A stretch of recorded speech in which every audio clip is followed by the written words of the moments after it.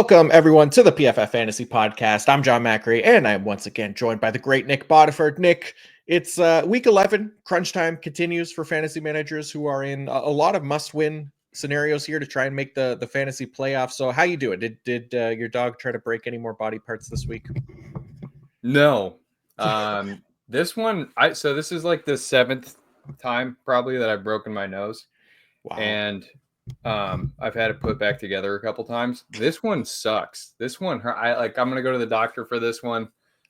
I think it got the bridge and the septum because anyway. I'll keep everybody informed.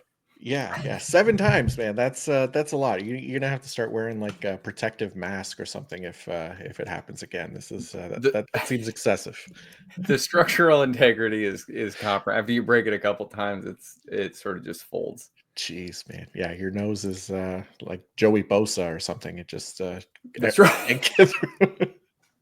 All right, let's get into our player picks here, and our usual start sit show. We're gonna do talk our favorite quarterback streamers, defensive special teams streamers as well, wide receiver cornerback matchups, man zone data, O-line D-line matchups, players picked out from Nate Start Sit article as well, and you can find all of those things broken down in article form on pff.com with a PFF Plus subscription, and that'll give you access to live grades and snap counts as well during the games, on top of all the tools and rankings to help you dominate your fantasy league. So with all that said, Nick, let's get into it with our QB streamers of the week, and it's Herbie Fully Loaded once again this week, baby. Nick, tell us about the J-Herbs matchup this week. Herbie Fully Loaded. Oh, yeah. So, Los Angeles Chargers facing the Cincinnati Bengals. Really, the story here is just that John Harbaugh, we detailed it the other week, has very impressively leaned into being a pass-first team. Herbert has also begun running the ball more, and I know everybody saw his rushing touchdown in which they called a designed run play from like 4 yards out, but he's also just running more between the 20s as well. And yes, it comes after the week 5 bye, but also, which, they went back to the playbook and redesigned a few things, but also he was dealing with a high ankle sprain, and he aggravated it. Did he have a foot thing at the beginning of the year too? Anyway, we're a long ways from when Justin Herbert was a banged up young man. He's now looking spry and healthy, and he's running the ball very well. He ranks 11th in both missed tackles forced per attempt and yards after contact per rushing attempt among 25 NFL quarterbacks with at least 10 rushing attempts. He's also slinging it 3rd in big time throw rate, 7th turnover worthy play rate, 6th in yards per passing attempt. And he is the highest graded quarterback in PFF passing grade in weeks 6 through 10 among 37 NFL quarterbacks with at least 60 dropbacks. The Bengals defense, they have a few good players, but I think their most consequential player, I know a lot of folks might say it's Trey Hendrickson. I kind of think it's BJ Hill, defensive tackle. He is once again injured. He's dealing with a ribs injury. I think he's playing through it, but this unit has been banged up all year long, and they have really not been able to slow opposing passing games. So I like Justin Herbert a lot here, and I think with the increased rushing volume and efficiency, I think he's going to be safely ranked as like a top 6 or 7 player rest of the way. I'm with you. I think, he's been a stud. I think he's starting to get out of that streamer territory now. I'm with you. I'm leaving him pretty much locked into lineups and just playing at an insanely high level right now as well. Like over the past 4 games, 94.4 passing grade, that's first. 95.0 overall grade, that's first. 13 big time throws, that's first. 0 turnover worthy plays. 1,074 yards is 4th. And I think he's due for some positive touchdown regression, in my opinion, as well. Just 5 passing touchdowns in those 4 games. Although, like you said, he had the one on the ground last week with 9 rushing attempts. But Yeah, we're going to be probably talking about the Chargers versus the Bengals quite a bit here, and this matchup specifically, and how this could be a very pass heavy kind of shootout situation. And Justin Herbert should definitely benefit that, especially playing as well as he has. So yeah, this will definitely be one that we will be waiting all day for Sunday night. Thankfully, they have flexed this into the Sunday night football spot to save us from, I think it was the Jets before. I can't remember exactly. I think it might have been like Jets Colts or something brutal like that. So they bailed us out big time with this one, the NFL schedule makers. All right, who's your next QB streamer of the week? You are, John. You're on it today, man. That was great. Cleveland Browns quarterback Jameis Winston at New Orleans Saints. So subject to change a little bit here, pending the Saints secondary health, but really with Marshawn Lattimore gone and Paulson Adebo on injured reserve, even if Kool-Aid McKinstry returns, it's still just not a great group of players. So I maybe if Kool-Aid returns, I drop Winston like one spot in the rankings, maybe two spots, but this is a matchup that I think is well suited to Jameis Winston's playing strengths. I know a lot has been made of Darren Rizzi, the new interim head coach for the New Orleans Saints, but New Orleans was at, I believe it was 50 explosive pass plays allowed entering week 10. They are now up to 60 explosive pass plays allowed with one game of Rizzi at the helm. Of course, this is partially due to the secondary woes, but props to this guy for getting where he is. I've expressed previously on the show, when a special teams coordinator is running the whole show, it makes me a little bit uncomfortable. So anyway, this unit gives up a lot of explosive pass plays. When you think of Jameis Winston, you think of explosive pass plays. In the article, I broke down all of the New Orleans Saints season-long data and the one game with Rizzi at the helm. So you guys can all go take a look at that if you are so inclined. I think that we can kind of save time here with Winston, though. All of his data is basically in line with what you would expect it to be among 39 NFL quarterbacks, at least 95 dropbacks. Winston ranks 4th in average time to throw, 2nd in ADOT, 12th in big time throw rate, and 38th in turnover worthy play rate, meaning the second highest. He's still doing his thing. He's just letting it rip downfield. And against this explosive play prone defense, I think he's going to do it fruitfully.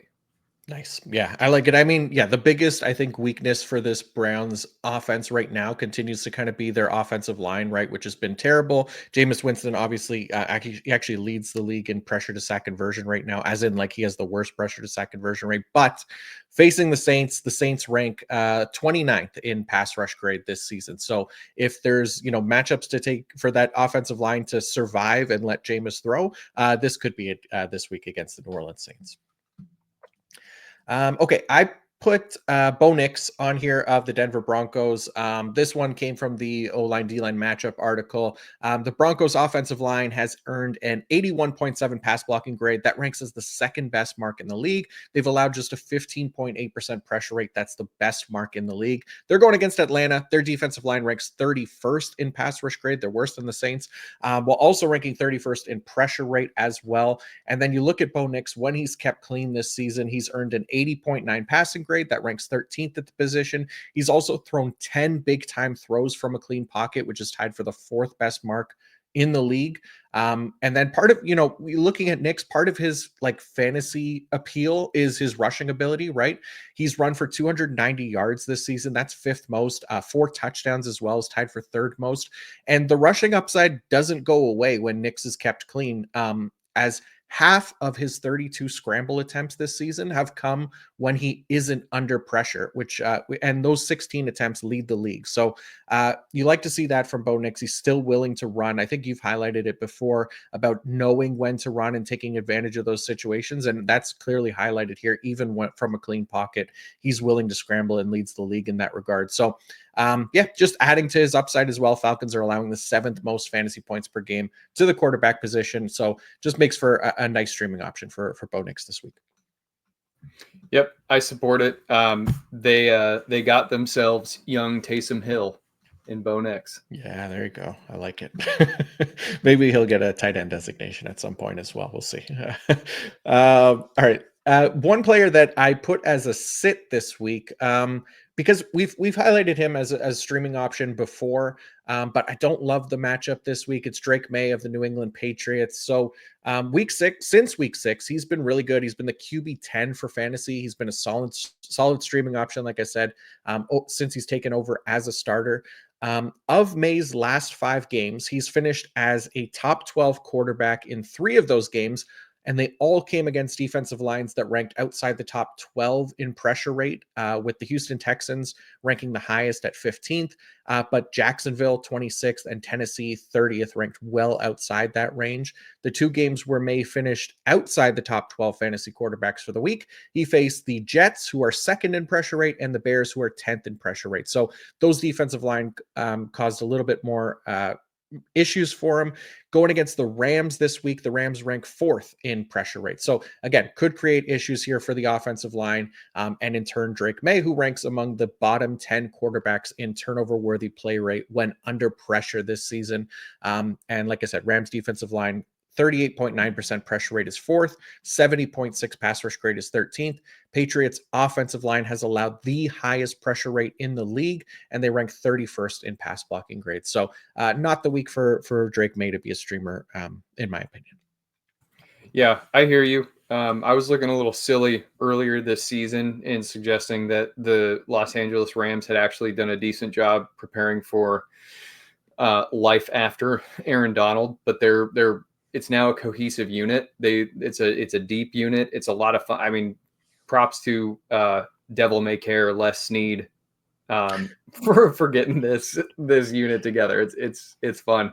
I hear you. I'll probably. Do you think Drake May is worth 2 quarterback league start? 2 quarterback league. I mean, yeah, probably right for Superflex. Yeah, I just don't know, like, because there's a lot of quarterbacks that I don't love. Like I like what you said about Jameis. I would have him over him.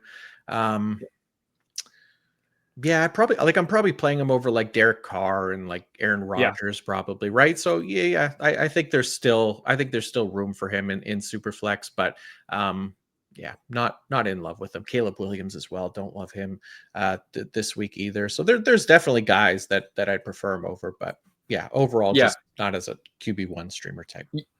You just named 3 of the players who were within 5 spots below Drake May in my rankings this week. Okay, so I think we're in lockstep right there. All right, perfect. All right, we'll go on to the other names here, but first I want to give a shout out to our friends at BetterHelp. We're coming out of October here, which, obviously with being Halloween, that is the season for wearing masks and costumes, but sometimes we feel like we wear a mask and hide more often than we want to, whether it's at work, in social settings, around our family. Therapy can help you learn to accept all parts of yourself so you can take off the mask, because masks should be for Halloween fun, not for our emotions. Therapy can be really useful to get a better understanding of how your mind actually works and how to become more aware of your own patterns of behavior and how to improve them. It's useful for everybody, just not just people struggling with something specific. So if you're thinking about starting therapy, give BetterHelp a try. BetterHelp is a convenient, flexible, and entirely online way to get therapy that's right for you. You just fill out a brief questionnaire to get matched with a licensed therapist, and you can switch therapists at any time for no additional charge. Visit BetterHelp.com/PFF Fantasy to get 10% off your first month. That's BetterHelp, HELP.com/PFF Fantasy. All right, let's turn our attention to the wide receiver cornerback matchup now. Article from you, Nick, and you talked about Jameis earlier. We're going to stack him up here with your first name on the list, Cedric Tillman, going against the New Orleans Saints. Yeah, so with this one, I'm currently projecting Cedric Tillman to face off against Alontae Taylor, who is their starting slot cornerback, but because of the personnel shakeup, they have moved him outside, and he is taking. I've got the snap counts in here, but he's lining up. Anyway, it's in the piece. What they're doing with him is they're lining him up on the defensive right side on nearly all plays at this point. Cedric Tillman running a plurality of rates lined up on the offensive left. So these plurality snap rate. They're lining him up on the offensive left. You guys get it. They're going to go up against each other a lot, probably close to 50% of snaps. Tillman's at 45.4% wide left. And Tillman, he's been killing it. So since over the last 3 weeks, and this is with a bye week in there. He's 10th in PFF receiving grade, 14th in target rate, 13th in yards per out run, number one overall, ties for number one overall in contested catch rate, second in missed tackles forced, and ties for 11th in explosive pass plays. Those last two counting stats are really impressive with them having been on bye. Alontae Taylor, it's just, I mean, I feel bad for the guy because he's playing a position that he's not well suited to. So among 68 NFL cornerbacks with at least 25 perimeter coverage snaps in weeks 9 and 10, the two games that he started in this position, he ranks 63rd in PFF coverage grade, 62nd in targeted rate, 56th in catch rate allowed, and 64th in yards allowed per coverage snap. I think this is the type of matchup that Cedric Tillman is just going to eat in. I tentatively have found myself ranking him as a back-end wide receiver 1, and I know that is maybe kind of crazy, but I think he's going to get like 7 targets facing this guy. So I like his odds. Yeah, no, he's been really good here lately, and I touched on him in the man zone report as well, and talked about how the Saints they played man coverage at a top 10 rate this season, but they've allowed the second most yards per reception and the second most yards per coverage snap, third most yards per coverage target when they're in man coverage. And Cedric Tillman, he's found the most success against man coverage among all the Browns wide receivers, doing so with a pretty strong 20% target rate against man. And that's considering too, like that's taking into account the entire season when he really didn't emerge until after Amari Cooper was gone. So over these past few games, he's been much better as well. So I like his chances here to kind of build on his fantasy production this season. All right, who is the next name on your list for the wide receiver cornerback matchup? Yeah, so this is an even more pronounced offensive left versus defensive right matchup here. Los Angeles Chargers wide receiver Quentin Johnston against the Cincinnati Bengals Cam Taylor-Britt. Johnston lines up wide left at a 69.8% pre-snap alignment rate. Britt lines up on the defensive right 74.1% of the time, and he also typically handles these big-bodied field stretchers. Unfortunately, the strength of his play is just jawing at the other guy. He's not actually very good at doing anything to stop the other guy from producing. He's allowed 15 explosive pass plays, which ties for third worst among 66 NFL cornerbacks with at least 150 perimeter coverage snaps. He's 65th in explosive pass plays rate, 66th in yards allowed per coverage snap. You get it. It's bad. Quentin Johnston, meanwhile, bravo, dude. This is probably the coolest year 1 to year 2 turnaround that I have ever seen. Currently, among 65 NFL perimeter wide receivers, at least 25 perimeter receiving snaps. He ranks 30th in PFF receiving grade, 23rd in target rate, 15th in yards per out run, 3rd in yards after the catch per reception, 6th in missed tackles forced, and ties for 33rd in explosive pass plays. I think Johnston, very safe wide receiver 3. I may push him up into the wide receiver 2 ranks. Taylor-Britt, I don't know, put your money where your mouth is, bud. Yeah, it's getting old. The trash talking. It was like you gotta back this up at some point. I know. Yeah, no. And I like what you said too about Quentin Johnston going from year 1 to year 2. We talked about it on the waiver wire show as well. Cause yeah, the glow up has been great for him. Like really, really poor year 1, right? He was like outside the top 80 wide receivers in a lot of like key metrics. But this year, like you just highlighted, he's among one of the better wide receivers in the league. So it's been really nice to see Quentin Johnston kind of step up here in year 2. I like the matchup this week as well. I think I highlighted. Yeah, I did highlight this one in the wide receiver man zone report as well, just because the Bengals, they played like man and zone coverages at like a league average rate this season. But they ranked 26th in team coverage grade while in zone, 19th while in man.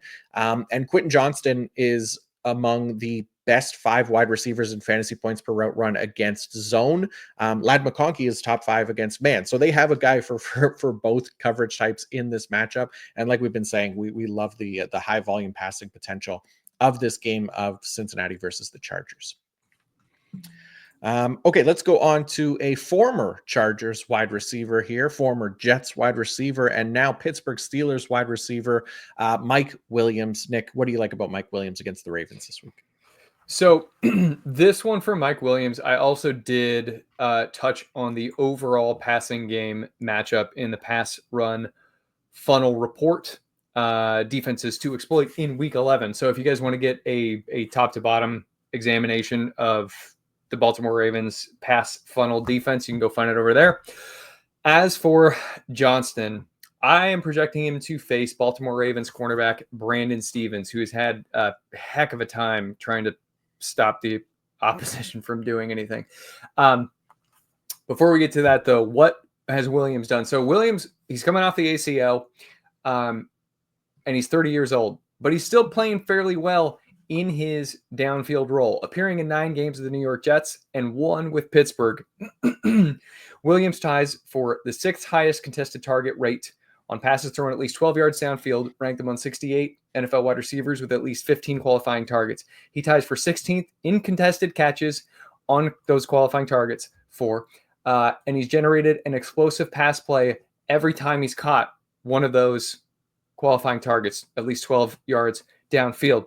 He is, not a gazelle, he's a bit of a lumbering gazelle, I suppose, but he still is able to go up and get the ball. And we saw that in his limited work last week when he debuted with Pittsburgh. What did he do in that game? He lined up 6 times on the offensive left and lined up 3 times in the slot. I really like that type of varying pre-snap alignment for him because he is a talented guy when they do give him that sort of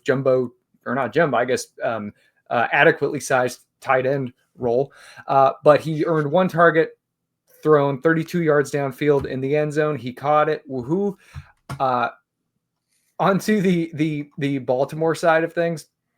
This one's pretty rough. Among 66 NFL cornerbacks with at least 150 perimeter coverage snaps, Stevens ties for 46th in catch rate allowed, 53rd in yards allowed per coverage snap, 58th in explosive pass plays allowed rate, and ties for 64th in total explosive pass plays allowed with 15th. He's up there on par, so to speak, with Cam Taylor-Britt. His 46.2 PFF perimeter coverage grade ranks 65th. That was among 66. So I like this one for Mike Williams. Oh, and on the slot usage for Williams, Baltimore's safety / star nickel defensive back Kyle Hamilton injured his ankle last week. It was kind of gnarly looking. Put the video in there if you guys are curious. But he is the Baltimore's 2nd highest graded defensive back, 79.0 PFF coverage grade. Baltimore does tend to throw their guys back into the fire after injury. It's a little strange. So he might be out there, but if he is, he'll be playing at less than 100%. I right now don't expect him to play. And this unit has really struggled. What they had with Mike McDonald was a really nasty 3 safety coverage unit. And this staff just doesn't really seem to know how to use these guys in the same way. Anyway, Kyle Hamilton being out, it's a big deal, or potentially being out is a big deal.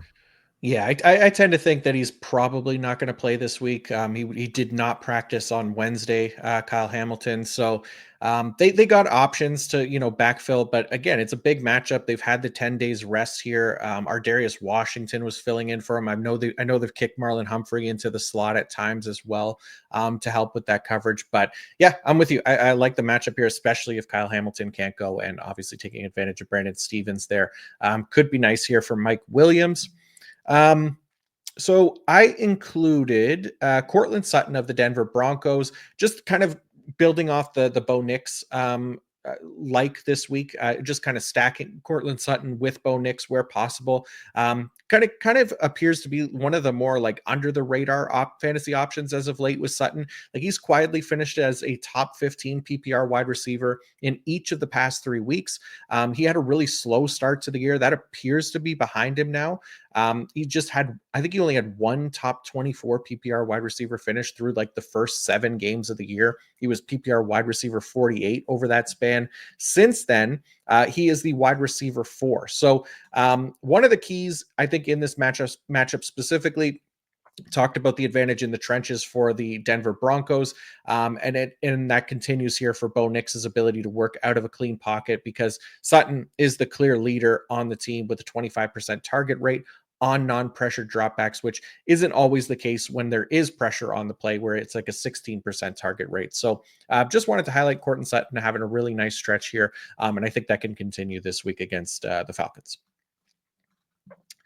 I do have some wide receiver man zone numbers here. Some of the highlight players. I did want to include Zay Flowers just because he's definitely had some stinker games, but it's important to not lose sight just how good he's been this year. He is the Ravens leader in fantasy production, and most of that fantasy production success comes against zone coverage.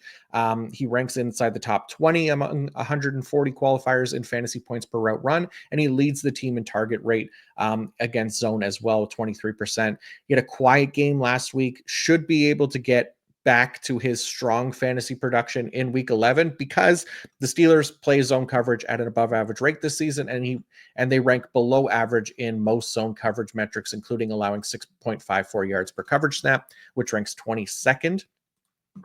Going back to Denver, just as like a secondary passing option this week, Devon Vele is another name that stood out here. I know we like to talk about him, one of Nick's favorite.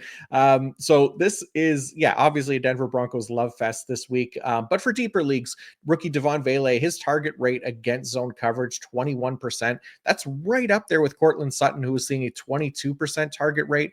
And Devon Vele actually leads the team in fantasy points per route run against zone. He's actually tied for 18th among wide receivers in that regard. So there's at least some confidence there that he could have value in deeper leagues this week. The Falcons zone coverage defense, they play zone at a top 5 rate. They've actually been a pretty good zone coverage team. So it's not like a perfect matchup, but they do play zone a ton, which I think benefits Vele just based on his target rate and his success against zone coverage this season.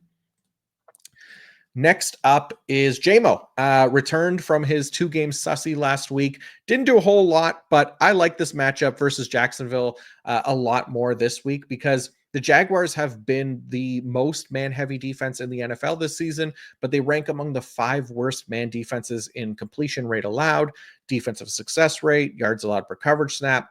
Meanwhile, Jameson Williams ranks 5th among qualifying wide receivers who have run at least 30 routes in fantasy points per route run against man coverage, despite just a 15.6% target rate. It's really his ability to take advantage of those one-on-one matchups that's allowed him to be like that high-end deep threat, which I think could be an asset this week in a great matchup. Jaguars have allowed 23 explosive pass plays while in man coverage. That's the second most among all teams. So like Jameson Williams' potential here. And last one, I guess last 2, because I like the Jets wide receivers to bounce back this week after a poor outing in week 10. Nothing crazy. Obviously, we're starting Garrett Wilson and stuff, but it's just a favorable matchup, I think, to get back on track for both Devontae Adams and Garrett Wilson, who finished tied as wide receiver 35 in PPR last week with each other. The Colts are one of the NFL's most zone-heavy defenses, but they've allowed what have they allowed? 40.2% first down plus touchdown rate, 7.47 yards per coverage snap, 9 yards per coverage target, all of which are bottom 5 marks for zone units. Devontae Adams leads the team in target rate, 35% versus zone. Garrett Wilson leads the team in fantasy points per route run versus zone. So they should definitely have a chance here to deliver quality fantasy performances in week 11. Piggybacking really quickly, just to boost your point here on Jameson Williams, I also put the Detroit Lions versus Jacksonville Jaguars pass funnel in the pass run funnel report. The Lions, last I checked, are 13-point home favorites. So I think people will expect a run-heavy game plan, and I think that they'll get it. But Dan Campbell is a player's coach. He likes to get his guys feeling good. Jared Goff has had a rough couple of weeks, and the Jacksonville Jaguars pass rush ranks 11th in pass rush win rate, 9th in quarterback pressure rate. And you went into all of their coverage issues, so I won't double up there. But the point is, Jared Goff, we've seen him. He kind of struggles when he's pressured. I expect almost zero pressure in this game, and it makes perfect sense to me that they would want to allow him to get some points on the board in the first half before they go super run heavy in the second, I think, to kind of get his mojo back a little bit. So I am in on Jameson Williams here in week 11. Nice. Yeah, love that. I definitely think there's, a big player too in there for JMO. Hopefully results in a touchdown. And we can trust him in lineups this week. So let's go to the wide receiver cornerback matchups to avoid this week. Nick, what's the first one on the list for you? Yeah, so Demarcus Robinson, he was super intriguing, and he will remain intriguing because he's in a great passing offense. But here's the problem. So this week, the Demarcus Robinson, who operates as Los Angeles's ex receiver, is going to go up against New England Patriots cornerback Jonathan Jones. What they're going to do is Christian Gonzalez basically shadows the best player, and he'll even go into the slot to do that, which means he's either going to be covering Puka or Cooper Kupp. I just can't imagine that they will put him on Demarcus Robinson. So I think Demarcus Robinson, while he's lining up on the perimeter the vast majority of snaps, they're just going to have Jonathan Jones stay on him while Gonzalez does his thing with the other two talented players. Demarcus Robinson, he kind of suckered folks, and I there was one of my redraft leagues where I started him last week because he scored 5 touchdowns over the course of his last 4 games, and he will always be up there as someone who can kind of go do that because he plays in Los Angeles passing offense, which ranks 16th in EPA per play, 0.024. But during this hot streak that he was on, he was only averaging 1.23 yards per out run. That's in weeks 5 through 9. That's really inefficient, and we can kind of use those sorts of efficiency metrics to kind of go, hey, maybe this is a little bit of fool's gold here. But again, he is in a unique position being in the Rams offense. Blah, blah, blah. All that said, among 65 perimeter NFL wide receivers with at least 125 perimeter receiving snaps, Robinson ranks 50th in target rate, 61st in yards after the catch per reception, averaging 1.1 yards, while tying for 49th in yards per out run and 48th in catch rate. He's a totally fine NFL player, but not a difference maker here. And Jonathan Jones ranks 24th in targeted rate and ties for 10th in forced incompletion rate and 6th in open target rate, ranked among 66 NFL cornerbacks with at least 150 perimeter coverage snaps. Just not a great matchup here to bet on Robinson. Yeah, I agree. I think the other thing too, like Puka Nacua and Cooper Kupp, like they're target monsters, and it doesn't mean that Demarcus Robinson can't have his games because he obviously has, right? But Patriots playing man coverage at a very high rate this season, I think second most. So they're one of the better man coverage units in the league as well. They're top 5 essentially in yards allowed per coverage target, yards allowed per coverage snap. Demarcus Robinson just a 10% target rate. Yeah, so I'm with you. I'm just avoiding Demarcus Robinson. Who's next on your list? Houston Texans slot receiver Jon Macri facing Dallas Cowboys slot cornerback Jordan Lewis, building on the theme we just discussed about looking at efficiency versus performance boosted by touchdowns. So last week, Jon Macri, good for him. I'm certainly rooting for the guy. Produced career highs in targets, receptions, receiving yards, and touchdowns, meaning he scored his first NFL touchdown. This was done against the Detroit Lions, who have a really bad slot coverage unit, allows the 7th most yards per coverage snap, 8.78 to opposing slot receivers. Now, Macri did score his touchdown, lined up on the perimeter, but a lot of his yardage productivity was done from the slot. He was targeted 4 times in the slot, caught 3 of them for 50 yards, which makes up 50 of his 74 yards. If we look at his season-long stats, he's up to 1.98 yards per out run, which is great. But if we look at the rest of the season where he is not earning routes, he's not earning targets. This was part of his usage here was just because of the injuries that this team has faced. If we look at the rest of his data from earlier this year, weeks 1 through 9, he averaged in the slot, he averages 1.21 yards per out run, which closely mirrors what he did last year, 1.35 yards per out run. I think that more accurately depicts his talent level. Jordan Lewis, meanwhile, is playing lights out. Among 37 NFL slot cornerbacks with at least 90 slot coverage snaps, Jordan Lewis is the 5th highest graded coverage defender. He ranks 7th in targeted rate, 10th in forced incompletion rate, 6th in yards allowed per coverage snap, and 12th in explosive pass plays allowed rate. I'm not. I would love to trust Jon Macri here because I want to root for the guy, but I do not recommend that fantasy managers start him. Yep, makes sense to me. Sorry, I was glitching before because my You're notes good. got messed up. So feel free to go on to the next one. I almost Cool. got it fixed here. Yeah, next guy up here, New Orleans Saints, all-star receiver Marquez Valdez-Scantling facing Cleveland Browns perimeter cornerback Denzel Ward. Ward astonishingly suited up last week despite suffering, I think, his 5th recorded concussion the week prior, but he did it, and he is playing very, very well when he's on the field. Valdez-Scantling, he joined the Saints in season a couple of weeks ago. We really know who this guy is. And I had to so I always try to filter to either 2 or 3 receiver sets for these guys to make sure that they're fantasy relevant. But for him, I did have to go a little bit wider. So among 121 NFL wide receivers with at least 100 receiving snaps, Valdez-Scantling ranks 106th in target rate, 65th in yards per out run.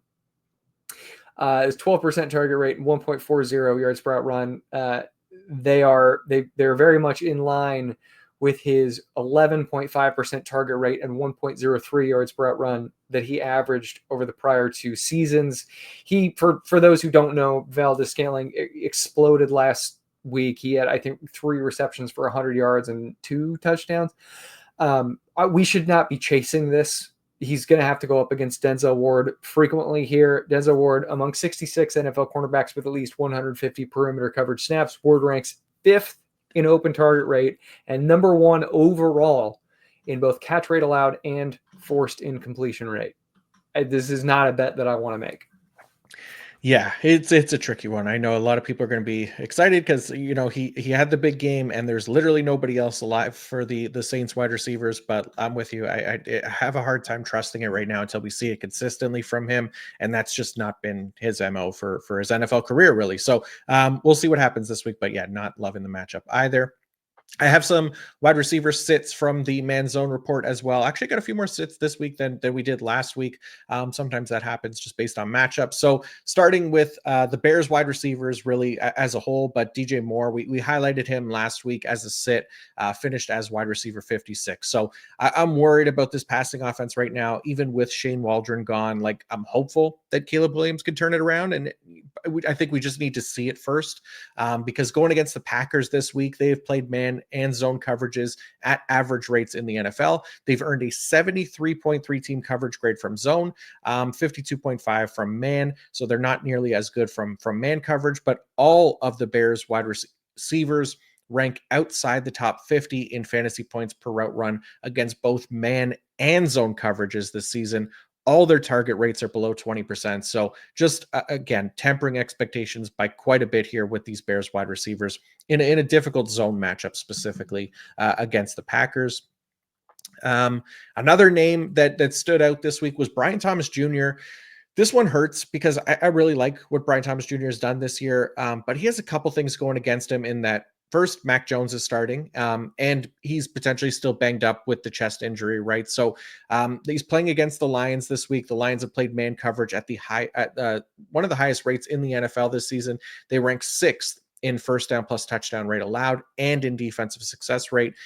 Brian Thomas Jr., he does lead the Jags in fantasy points per route run and target rate versus man, though he ranks outside the top 40 in fantasy points per route run overall, and just draws a difficult matchup here without Trevor Lawrence. So tempering expectations for him as well. Xavier Worthy of the Kansas City Chiefs, he is seeing the lowest target rate on the team versus zone coverage this season, while ranking only 101st among 140 qualifying receivers in fantasy points per route run. He is going up against the Buffalo Bills, who have been one of the better zone defenses in the NFL. They play zone at a top 5 rate. Yeah, I'm avoiding him this week. I know it could be a shootout, so maybe people are tempted to put him in, but just doesn't have really any encouraging metrics right now. So I'm avoiding Xavier Worthy. Jordan Addison of the Minnesota Vikings might look like a strong matchup to kind of stream Addison this week because the Titans as a team are cheeks, but it's worth noting that their defense has been surprisingly strong. The Titans have played man and zone coverages at a league average rates this season. They rank in the bottom 10 in yards allowed per coverage snap from man, but they're the best team in the league in that regard from zone. So Jordan Addison, he hasn't been very effective against zone coverage this season. He ranks outside the top 50 wide receivers in fantasy points per route run, and he's actually worse against man. He's tied for 94th in that regard. So it just makes this matchup potentially, again, another avoid for him against a defense that has been much better than expected. And lastly, Deebo Samuel leads the 49ers in target rate versus man coverage. He just hasn't been very effective. He's ranks just 67th in fantasy points per route run, and he's tied for 28th in yards per route run against man coverage. The Seahawks, who they're playing, play man coverage at a league average rate this season, but they rank 4th in team coverage grade, and they are tied for 2nd in yards allowed per coverage snap while in man. So specifically a difficult matchup for Deebo Samuel in particular this week. So that's got him on the avoid, or at least tempering expectations list this week. All right. That is our wide receivers. So let's do a quick ad here from our friends at Fabric by Gerber Life. As parents, we do everything we can to set up our kids for a successful future, academics, team sports, college admissions. But what about getting started financially when they're out on their own? Fabric makes it easy for you to set up an investment account for your child now that grows with them and helps prepare for their financial future. Funds can be used for nearly anything benefiting your child, from tuition and books to summer camps and after-school activities. And when they're adults, they can use their funds for their first home, new car, or even to start a business. It's all online, and setting up an account could take you just 5 minutes. Get started investing with as little as $1 a day. Then manage your child's account and monitor their investments right from your phone. There are no contribution limits, multiple tax advantages, and they are SIPC insured up to $500,000. Plus, no commission fees and just a low flat monthly maintenance fee. You can share your child's unique gifting link with family and friends. So instead of them gifting things they'll outgrow for birthdays and special occasions, they can help grow your child's investments instead. Fabric has partnered with Gerber Life, trusted by millions of families like yours for over 50 years. Join the thousands of parents who trust Fabric to protect their family. Start investing in your child today at meetfabric.com/fantasy. That's meetfabric.com/fantasy, meetfabric.com/fantasy. This is a paid promotion for the Fabric UGMA product and not for investment advisory services. Portfolio managed by Fort Washington Investment Advisors, Inc. Custodial services provided by Apex Clearing Corporation. All investing is subject to risk. Terms apply. Learn more at meetfabric.com. Okay, let's go to the running backs next. Picked out a couple here from Nate's Start Sit article, which you can check out now on PFF.com. And the first name that Nate highlighted for the running backs is Nick Chubb of the Cleveland Browns. Obviously was coming off injury earlier in the year. He's played 3 games now. Hasn't obviously looked like the Nick Chubb of past, which is to be expected. Like Nate says in the article, he has played 3 games in 24. The good news is he seems to have fully regained his old role of the clear early down back, playing 55 to 60% of snaps and running the ball 15 or more times per game.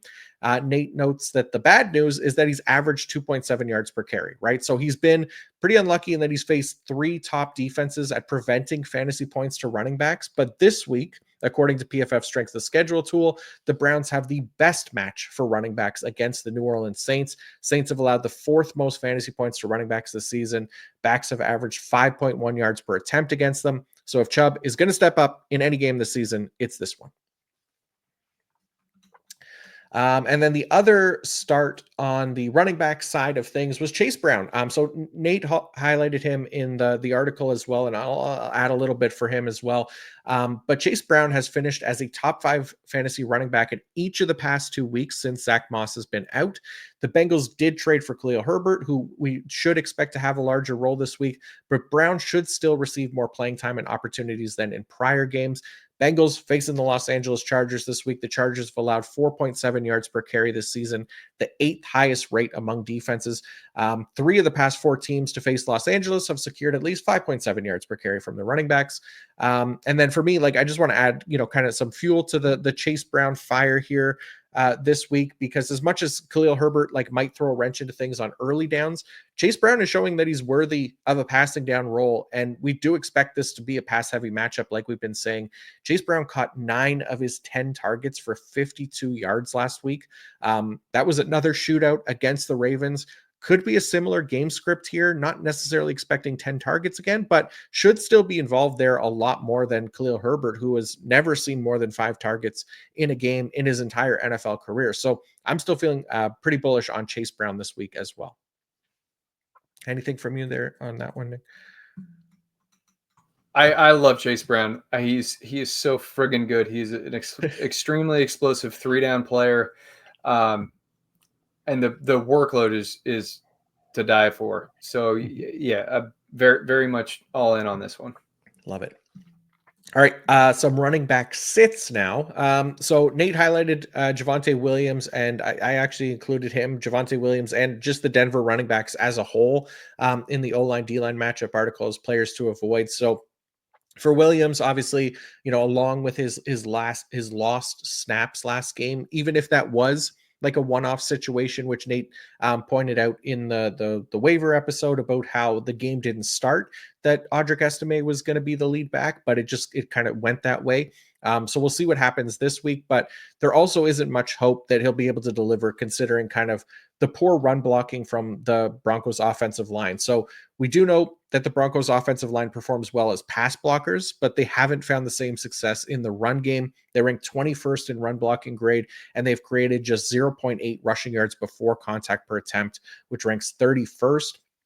Falcons defensive line, obviously there's no pass rush upside there, but they're kind of a middle of the pack run defense unit. Javonte Williams specifically averaging just 2.2 yards per carry when contacted 2 or fewer yards from the line of scrimmage, earning just a 43.6 rushing grade. That ranks 66th among 71 qualifying running backs. For Audric Estime, who led the backfield in touches last week, he owns just a 43.1 rushing grade in those same situations, which ranks 68th among the same 71 qualifying running backs. So I think just a week to kind of hold on this backfield for kind of a multitude of reasons here for those that are able to avoid it. And then lastly, Raheem Mostert, also from Nate's Start Sit article here as an avoid this week. So Raheem Mostert played on third downs only on Monday night against the Los Angeles Rams, while Jalen Wright was the primary backup on early downs. So Mostert didn't receive any carries, and he caught 2 passes for 34 yards. The Dolphins play the Las Vegas Raiders this week and will ideally be running the ball all day, not needing their third down running back very much. So as Nate points out, Mostert probably shouldn't be in starting lineups going forward, regardless of the matchup, unless his role changes. All right, Nick, let's get into our section. We're talking about like waiver wires and stuff. It's a little bit more of a free for all lately. So we got a few names here to kind of sort out that you've wanted to highlight. So who are some of the players that you wanted to discuss this week?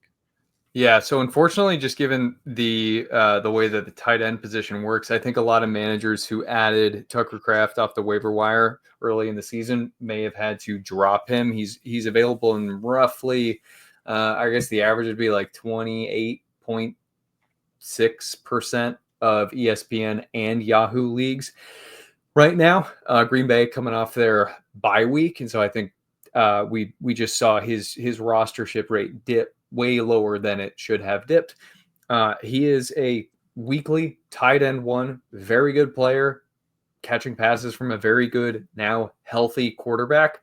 The Bears' pass defense is good, but they continue to experience really rough injuries along the defensive line. Andrew Billings, we talked about him the other day. He is injured. Montez Sweat, 1 week after being listed with a shin injury twice, he's now listed with an ankle injury, did not practice last week.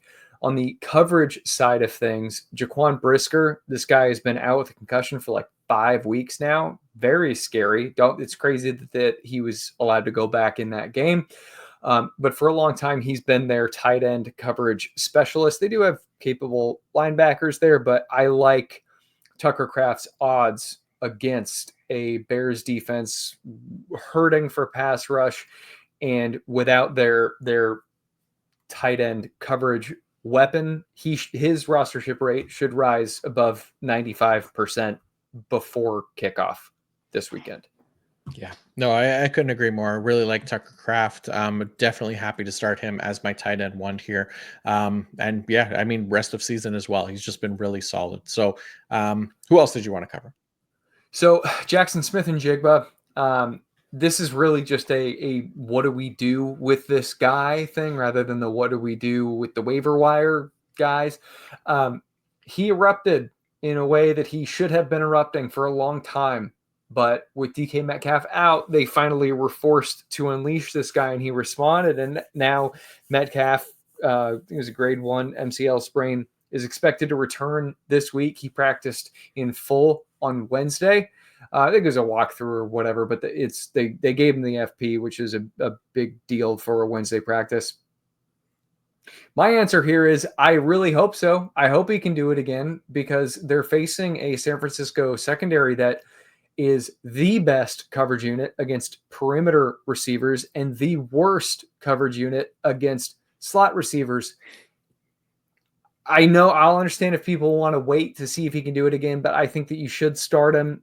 And if the Seahawks just don't go back to if they go back to, making him just as this underneath secondary or tertiary option, then it's just malpractice on their part. And I know banking on rational coaching can somewhat be a fool's errand, but I think the stars are aligning here for JSN to keep things hot. So I'm in on Jackson Smith and Jigba again in week 11. Yeah, I hope you're right. I would love to see him kind of be at least consistent, right? Like that's been one of the more frustrating things is we've seen him go off and then we've also seen him kind of disappear. And with DK Metcalf back in the lineup, we'll see how things kind of go here. But yeah, I know I'll have to be starting him in at least a couple places. So hoping that he is able to go off here. How about Anthony Richardson, who obviously was benched for Joe Flacco, and shocking, that didn't work out for the Colts, and they've gone back to their rookie quarterback to give him another chance here, maybe more than 10 games. We'll see if they let him develop a little bit. But how are you feeling for fantasy purposes? Do you think he's going to be back into, starting territory? Is the upside worth it for you this week against the Jets, or is it kind of wait and see what he looks like after missing some time? Well, my plan in putting him on this list was to do the call an ambulance, but not for me and make you answer this question because the Jets defense has really struggled with Robert Salah gone and Anthony Richardson. To me, the way that the helmet tapping out thing played out, this might have ultimately been the right move because I think rookie quarterbacks have to play to develop. And if we lived in a world where the NFL didn't run on 3.5-year cycles, then okay, I would be open to hearing arguments as to why rookie quarterbacks need to or can afford to sit for a long time. But you have to be evaluating these players with both players and new coaches being set on that first draft class 3.5-year cycle. You have to get your answers as quickly as possible. So he needs to be out there. That said, the tapping out thing may have kind of told us that this guy was not taking his job seriously enough. And I very much thought that he should have been starting already for a very long time. But that was maybe this was a wake-up call that will serve him well. If you're in a bad situation and you don't have a starter, I think that you can roll the dice with Anthony Richardson, but you have to view the prospect soberly at this point and recognize that he could score you like 6 points. He could score you 36 as well, given the state of the Jets defense, but it could also he could just lose you the week. Mm-hmm. What do you think? Yeah, it's tricky. Like I'm not really starting him in like 1 QB leagues, but again, as a super flex option, he's probably somebody that might have no choice to play. So the way I'm kind of looking at it, like it's not for whatever reason, like the Jets, like you said, they haven't been great. They have been actually like a below average matchup for allowing fantasy points to quarterbacks. They're surprisingly, it's the second worst matchup per our strength of schedule tool this week for quarterbacks going against the Jets. But for Richardson specifically, I mean, yeah, like maybe they they wanted to send a message or whatever, and that there wasn't the plan that it was going to be the whole season. It really felt like they were going to try to go the whole season with Joe Flacco, push for the playoffs, and then obviously lose in the first round, because you're not going to win a Super Bowl with the 47-year-old Joe Flacco, or however old he happens to be. But for this week, for Richardson, I don't know. I if you're in a spot, I guess, where, like you said, you really want to aim for upside, and like you said, you can live with the boom bust potential here for his fantasy numbers, and you need to make up significant ground against your opponent, then I'm fine putting Anthony Richardson as the upside play. But in like fairly even matchups, like if I got another option, there's probably quite a few that I'd like to start ahead of him, at least just this week, until we see how things shake out. All right, next up, you got Gus Edwards on here of the Los Angeles Chargers. He came back from injured reserve last week, shared some time with J.K. Dobbins. But how you feeling about Gus Edwards in Week 11? Not great, or irritated, maybe is the way to put it. So he did his normal, his old school thing. He did the thing he was doing a couple of years ago before he tore his ACL. 5.5 yards per carry, very efficient, but 0.1 missed tackles forced per attempt, 2.6 yards after contact per attempt. The after post contact number is a little better than the missed tackle forced, but he hits the hole that he's supposed to hit. 0% point of attack change, 10% stuff rate, way lower than J.K. Dobbins 26.7. This one, I don't think that Gus Edwards is going to maintain this level of play, but they just deactivated Kamani Vidal. They kept Hassan Haskins active, which is crazy to me.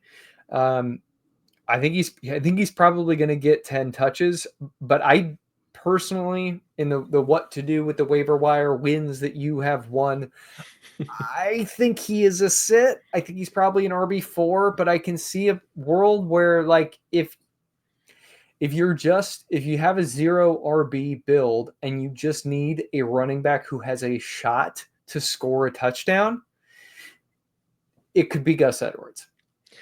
Yeah, that's kind of the thing, right? Like, it only takes one touchdown for this, to work out in your favor with a Gus Edwards. Like, overall, I don't really love him. I'm with you, like, in that he probably is a sit. Just again, matchup based, like, we're looking at this Chargers versus Bengals game. Like, it could very well be a pass heavy game where J.K. Dobbins was getting a lot more of the passing down work last week, right? So that wasn't really something that Gus Edwards was factoring in too much for. So it limits a lot of the upside there for him. If they use him around the goal line, if he falls into the end zone, obviously that helps you. But overall, I'm treating him as like probably, like low end RB3, I think at the very best this week. So yeah, I'm with you. I don't love Edwards this week. Would much rather have Dobbins, obviously, but that goes without saying. All right, last name on our discussion list here. What do you like about, or what do you think about Ricky Pearsall? So, all right, I'm double checking the Seahawks injury report right now because they've had some secondary issues, but it looks like the bye week kind of cleaned that up for them. I'm not seeing any defensive backs on there. I think with Pearsall, the problem, of course, is that he's playing in an offense that is now another player deep in the receiving core, meaning Christian McCaffrey. He was inefficient as a rusher last week, but he did catch passes very efficiently. George Kittle, we'll see what's going on with him. He's dealing with a hamstring injury, but Kyle Shanahan did say that he expects him to return to practice today, Thursday. Pearsall, so he's at 1.55 yards per out run, which is pretty decent for a rookie. 17.6% target rate. I think I'll probably rank him on the wide receiver 4/5 borderline, which in some builds is going to be worth it in a PPR format. But I don't feel confident in him. I think that he does have to be rostered though, given his position as the number 3 receiver in San Francisco. How about you? Yeah, no, I'm with you. I think he definitely needs to be rostered, even with the injuries that the 49ers consistently seem to have at their position, right? Like whether it's Juwan Jennings or Deebo Samuel or George Kittle, like there's opportunity here, and he's one of the better guys, like next man up situations that we could see benefit from that. So yeah, I think this week I think that wide receiver 4 or 5 range I think makes a lot of sense. And yeah, I mean, not much to add there. I think you nailed it. So let's wrap up here with our defensive and special team streamers of the week. Nick, the first one up you have is the Houston Texans going against the Dallas Cowboys on Monday Night Football, because who doesn't want to watch the Cowboys in another primetime game? Jeez, oh my God, I forgot about that. I forgot. Ugh. Okay, do we know who's starting at this point? Is it still Cooper Rush? They said they're going to roll with Cooper Rush again. Okay.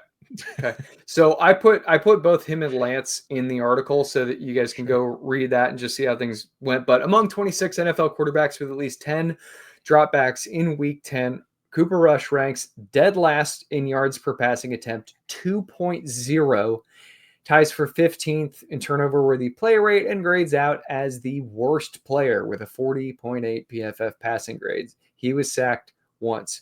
Trey Lance came in the fourth quarter, notched 1 interception and 2 sacks on just 8 dropbacks, earning a 49.2 PFF passing grade.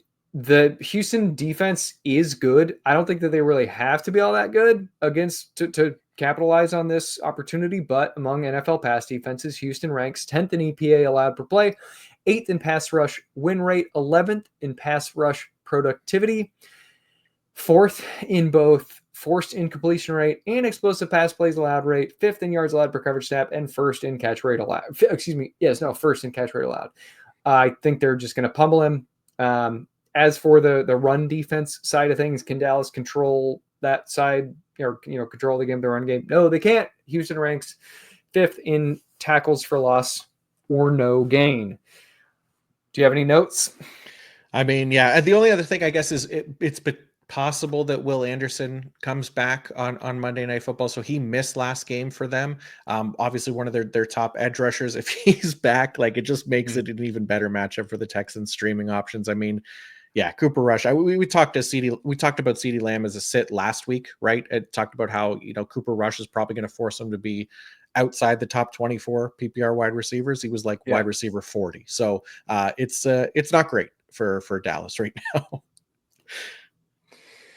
Next one up here, Green Bay Packers DST at Chicago Bears.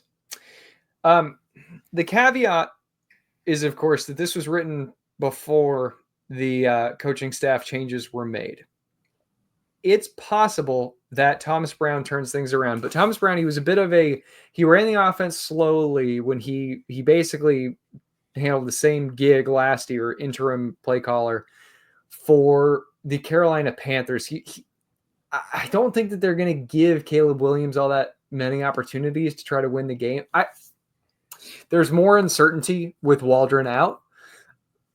But that being said, the Green Bay Packers defense is still a pretty good unit. And Caleb Williams, right now, he's developing bad habits. He's just running out of the pocket really quickly. He's got a 28.7% pressure to sack rate, 4th worst among 38 NFL quarterbacks with at least 28 pressured dropbacks. His 37 sacks rank dead last. Green Bay's 32.4% quarterback pressure rate and 21.0 NFL sacks rank and or tie for 19th among NFL teams. So they're basically league average unit, their median unit, facing a sack-friendly offense.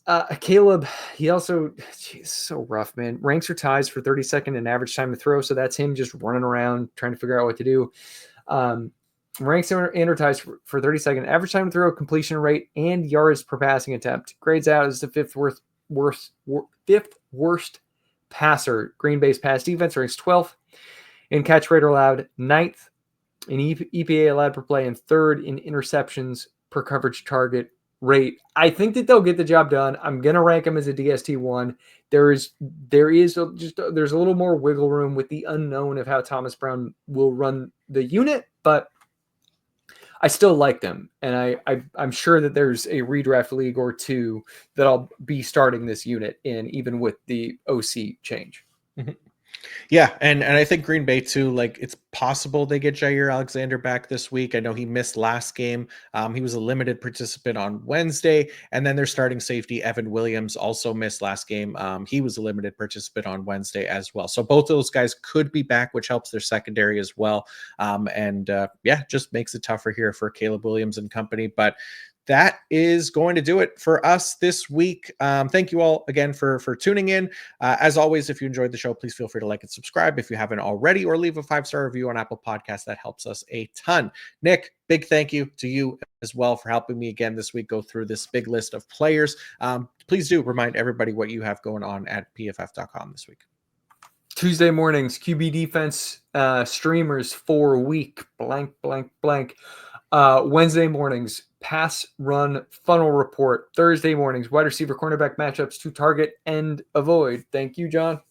Oh, thank you. And as for me, got the wide receiver man zone coverage report that is out now, as well as the O-line D-line matchup article will be out on Friday morning. We got the IDP rankings article, IDP fantasy report, Nate's start sit article, Nate's rankings, recap articles, all those things available on pff.com. Get access to it all with a PFF Plus subscription. Good luck to everybody here in week 11. And until next time, peace out.